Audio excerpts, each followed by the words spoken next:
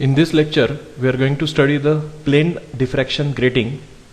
So the contents of this lecture are theory of plane diffraction grating, then condition for principal maxima, condition for minima, and a problem. So let us look at the theory of plane diffraction grating. Now what is meant by grating? Grating means to divide a single piece into large number of equal pieces. That is meant by grating. So here a plane diffraction grating is obtained by taking a plain glass plate on which equidistant parallel lines are ruled with the help of a very fine diamond pen, so that when the ruling is performed with the help of a fine diamond pen, the ruling will act as an opaque region for the incident light, and the space between the two rulings, it will act as a slit for the incident light. Usually there are 15,000 lines are ruled in 1 inch, 15,000 lines in 1 inch. You know that 1 inch is equal to 2.54 centimeter, so the number is very high. Why these many lines are ruled in 1 inch? Because if we rule these many lines, then the width of the slit becomes very narrow, such that it is comparable to the wavelength of incident light, and that is the necessary condition to achieve the phenomena of diffraction. So this is how a plane diffraction grating is formed.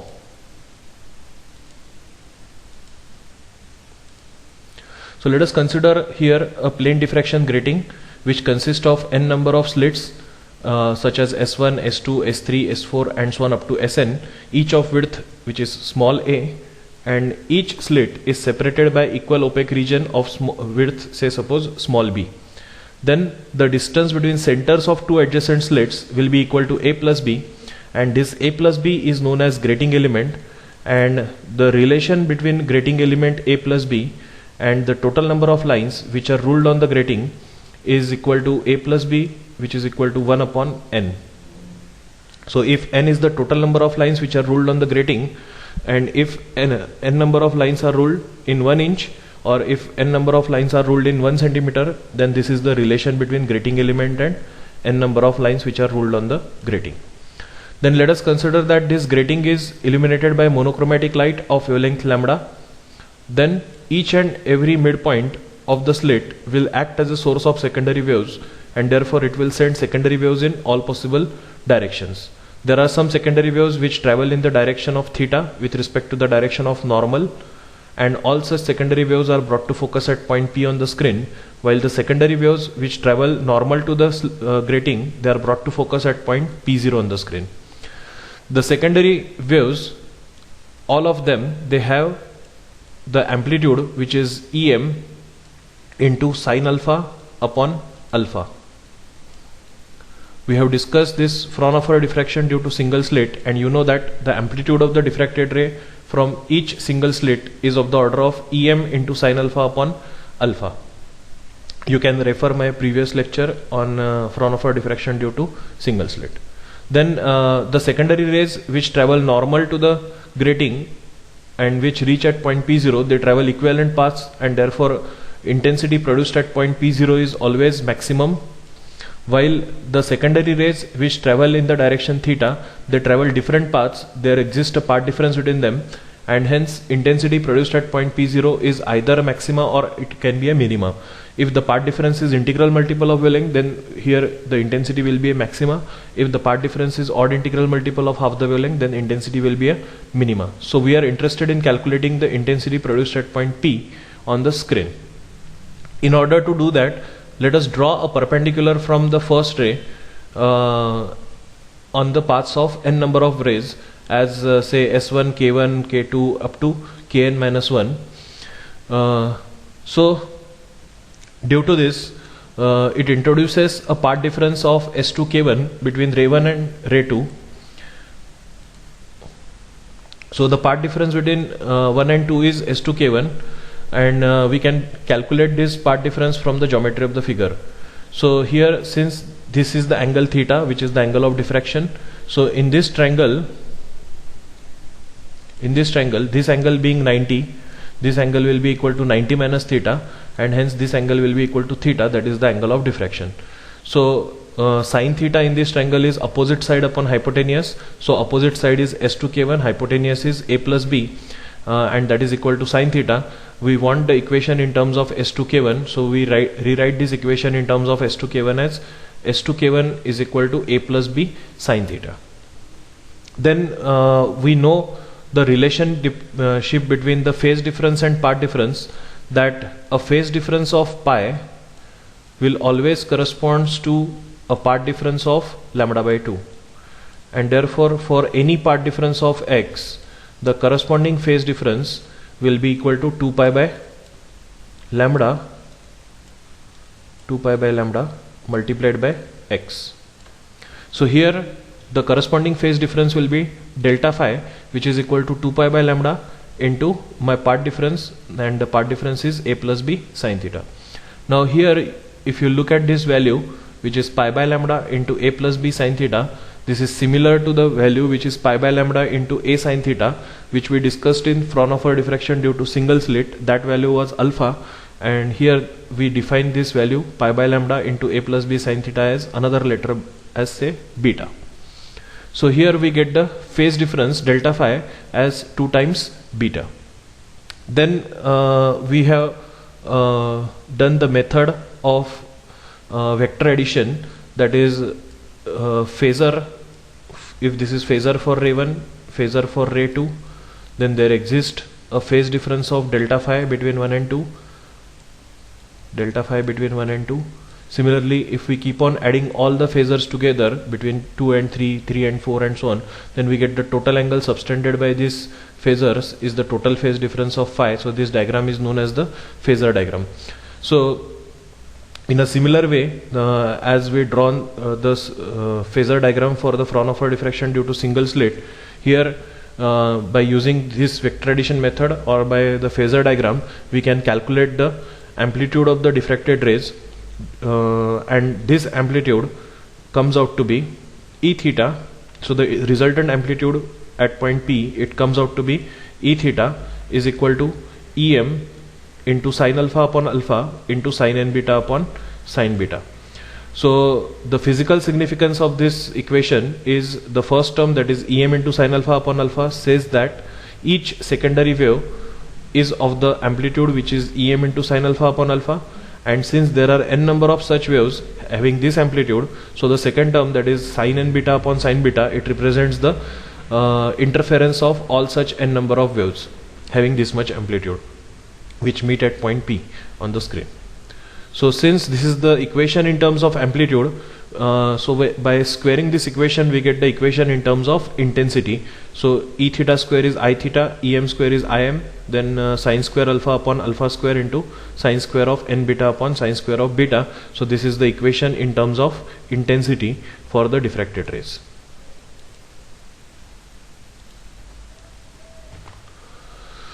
Now let us look at the condition for principal maxima. Now since we have the equation in terms of amplitude of diffracted rays as E theta is equal to Em into sine alpha upon alpha into sine n beta upon sine beta, so in this equation the first part Em into sine alpha upon alpha, it remains constant because this term is going to represent that each slit is going to send a secondary wave whose amplitude is this much, that is Em into sine alpha upon alpha. And since this term being constant, so the value of this E theta, it depends to be maximum or minimum on this factor, that is sin n beta upon sin beta. So for E theta to be maximum, we want that this numerator should tend to 0, and therefore if sin beta tends to 0, it means that this beta should take the values which is equal to plus minus of m pi, because you know that sin pi is 0, sin 2 pi 0, similarly sin of minus pi 0, sin of minus 2 pi 0, and so on. So here if beta takes the values which is equal to plus minus of m pi, where this m can take values as 0, 1, 2 and so 1, 2, 3 and so on, then it will satisfy this condition, and hence we substitute here the value of beta, which is pi by lambda into a plus b sin theta. So when we substitute this value of beta, which is pi by lambda into a plus b sin theta, which is equal to plus minus of m pi, we can cancel out this pi from both sides, and therefore we can write the condition for principal maxima as a plus b sin theta is equal to plus minus of m lambda. But So this is our condition for principal maxima. But if sine beta tends to 0, then if look at the factor, that is sine n beta upon sine beta. Here if sine beta tends to 0, this n is just an integral number. It is the number of lines which are ruled on the grating, and therefore if sine beta tends to 0, then sine n beta will also tends to 0, and therefore 0 by 0 is a indeterminate form. So since this is an indeterminate form, so in order to solve this, we use the L'Hospital's rule. So we want to calculate the value of sine n beta upon sine beta under the condition that beta tends to plus minus of m pi. So here limit beta tends to plus minus of m pi, sine n beta upon sine beta, this should be equal to, according to L'Hospital's rule, it is limit beta tends to plus minus of m pi, it is derivative of numerator divided by derivative of denominator. So here this is limit beta tends to plus minus of m pi, derivative of this numerator is n cos n beta upon cos of beta. So this is, let us substitute here value of beta as m pi. So we get this equation as n cos n. Here we put the value of beta as m pi divided by cos of m pi. But you know that cos of m pi is equal to minus 1. So this will be equal to capital N multiplied by minus 1 divided by minus 1. So this minus minus will become plus, and therefore this value will be equal to capital N. Therefore the value of this sine square of n beta upon sine square of beta will be equal to capital N square, and hence now we can write the intensity of principal maxima, because we have defined here the intensity of the diffracted rays as I theta is equal to Im into sine square alpha upon alpha square into sine square of n beta upon sine square of beta. But here by substituting this condition, that is sine beta tends to 0, we get the condition for principal maxima, and therefore this here if I substitute the value of sine square n beta upon sine square of beta as capital N square in this equation, then this will be the intensity of principal maxima. So the intensity for principal maxima is I theta is equal to Im into sine square alpha upon alpha square into capital N square. Now let us look at the condition for minima. So again we have the equation in terms of amplitude of the diffracted rays as E theta is equal to Em into sine alpha upon alpha into sine n beta upon sine beta. Again this part of the equation is constant, and therefore for E theta to be minimum, we require that this numerator should tend, now this numerator should tend to 0. So this sine n beta should tends to 0. If sine n beta tends to 0, it means that this n beta should take the values which is equal to plus minus of m pi. So let us substitute here value of beta. So it will be capital N multiplied by beta, which is pi by lambda into a plus b sine theta, and it should be equal to plus minus of m pi. We can cancel out this pi from both sides, and hence we get the value as capital N into a plus b sine theta is equal to plus minus of m lambda. Now here remember that this m can have all the integral values except the values such as 0 or capital N or 2n or 3n and so on. Why? Because with these values it would become the condition of principal maxima. For instance, if you substitute here m is equal to 0, then it will become the condition for 0th order principal maxima. If you substitute here m is equal to say capital N, then this capital N will get cancelled from both sides, and this a plus b sine theta is equal to lambda. This will be the condition for first order principal maxima. If you substitute here this m is equal to 2 times n, again this nn gets cancelled, this a plus b sine theta will be equal to plus minus of 2 lambda. This will be the condition for second order principal maxima, and so on. And therefore keep in mind that here this m can have any integral value except values which are either 0 or which are integral multiple of capital N. So this is the condition for minima. Now this is the resultant intensity pattern which we obtain in case of Fraunhofer diffraction due to single slit. Here for the value of beta being 0, we obtain the 0th order principal maxima. Then here we obtain the first order principal maxima for m is equal to 1. So for here, for m is equal to 0, we obtain the 0th order principal maxima. For m is equal to 1, we get the first order principal maxima. For m is equal to 2, we get the second order principal maxima, and so on. And this plus minus sign, it indicates that the positions of first order, second order, third order principal maximas, they are symmetrical with respect to that of the 0th order principal maxima. So here the position of this first order principal maxima is symmetrical with respect to that of 0th order principal maxima. Then here the second order principal maxima is also symmetrical with respect to that of the 0th order principal maxima.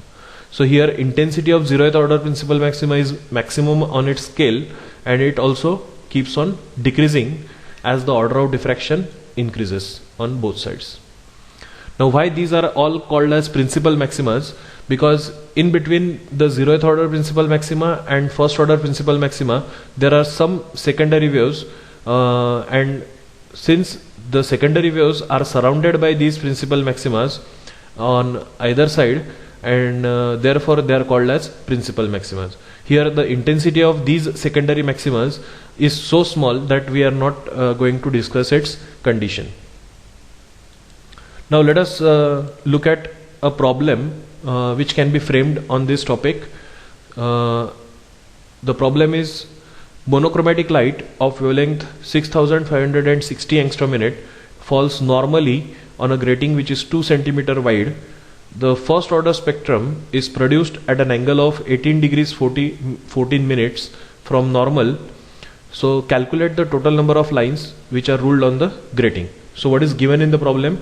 Wavelength of incident light is given, that is 6560 angstrom minute. You know that this angstrom minute can be written as 10 raised to power minus 10 meter or 10 raised to power minus 8 centimeter. So this is 6560 into 10 raised to minus 10 meter. Then it is given that the order of spectrum is first order, so m is equal to 1. Then the angle of diffraction theta is given, it is 18 degrees 14 minutes, and the width of the grating is given, it is 2 centimeter wide. So now we use the formula for principal maxima. So the condition for principal maxima is a plus b sin theta is equal to m into lambda. So here we first calculate this a plus b, because we have already discussed what is the relation between the grating element a plus b and total number of lines which are ruled on the grating, that this a plus b is equal to 1 divided by n. So if we calculate this value of a plus b, then from the value of this a plus b we can be able to calculate the value of n, which is our aim. We can calculate the value of this a plus b. So from this a plus b we can calculate the total number of lines which are ruled on the grating. So let us convert or rewrite this formula in terms of a plus b. So it will be a plus b is equal to m into lambda divided by sin theta. Let us substitute the values of m, lambda and sin theta, which is 1 into 10 lambda, that is 6560 into 10 raised to minus 10 divided by sine of 18 degrees 14 minutes. So this answer comes out to be 21 into 10 raised to power minus 5 centimeter, and hence the number of lines per centimeter, is equal to 1 divided by n. So here this is 1, the number of lines, so we can write this as n is equal to 1 divided by a plus b, and this is 1 centimeter. So here the number of lines per centimeter will be equal to 1 upon a plus b, which is equal to 1 upon this value, which is a plus b, which we have calculated. So it is 1 upon 0.00021, and this value comes out to be 4761. But what is asked in our problem, you have to calculate the total number of lines on the grating, which is 2 centimeter wide. But we have calculated here the number of lines per centimeter. So since the number of lines in 1 centimeter is this much, that is 4761, and therefore for our answer you have to multiply this number by 2, so that the total number of lines on the grating, that will be equal to 2 times 4761, and therefore we get the final answer as 9522. So this type of problems can be asked on this topic. I hope you understood the concepts of Fraunhofer diffraction due to grating, which is also known as Fraunhofer diffraction due to n number of slits or multiple slits. Thank you.